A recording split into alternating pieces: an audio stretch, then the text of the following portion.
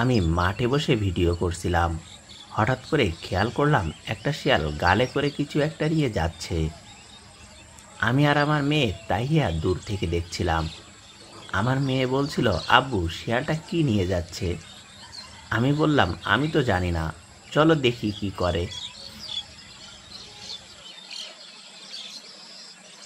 শিয়ালটা ওটা গালে নিয়ে সামনে এগিয়ে যাচ্ছে। আমি আর আমার মেয়ে বসে বসে দেখছি। শিয়ালটা কিছু দূর এগিয়ে যাওয়ার পর দেখলাম মাটি খুঁড়ছে।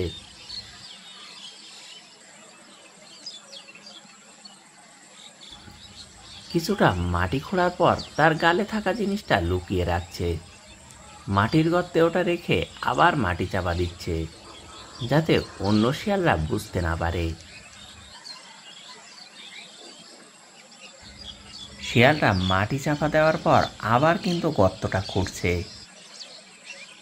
কি কারণে গর্তটা খুঁড়ছে বোঝা যাচ্ছে না।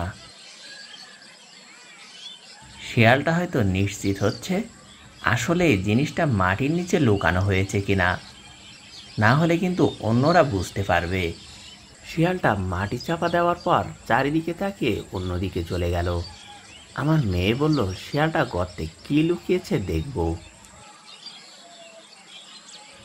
এজন্য আমি আর তাইয়া এগিয়ে গেলাম যেখানে শিয়ালটা গর্ত খুঁড়ে এই জিনিসটা লুকিয়েছে।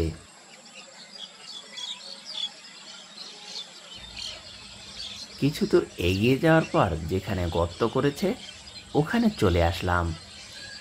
এবার মাটি খোঁড়ার পালা। একটা কাঠি দিয়ে মাটি খোঁড়া শুরু করলাম।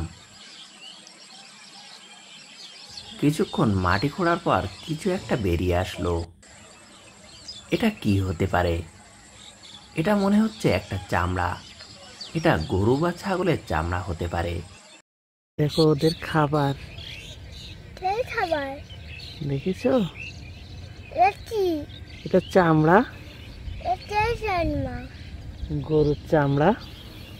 চামড়া লুকিয়ে রেখেছে ওরা। এই যে খাবে পরে এসে। এই খাবারটা শিয়াল এখন খাবে না। যখন খাবার থাকবে না তখন ও লুকিয়ে চামড়াটা বের করে খাবে। খুঁড়ে দেখার পর আবার চামড়াটা মাটির গর্তে লুকিয়ে রাখলাম, যাতে শিয়ালটা পরে খেতে পারে। এ ধরনের প্রাণীরা খাবার বেশি থাকলে এভাবে লুকিয়ে রাখে, যাতে পরে খেতে পারে। চামড়াটা মাটির নিচে রেখে আমরা ফিরলাম বাড়ির পথে।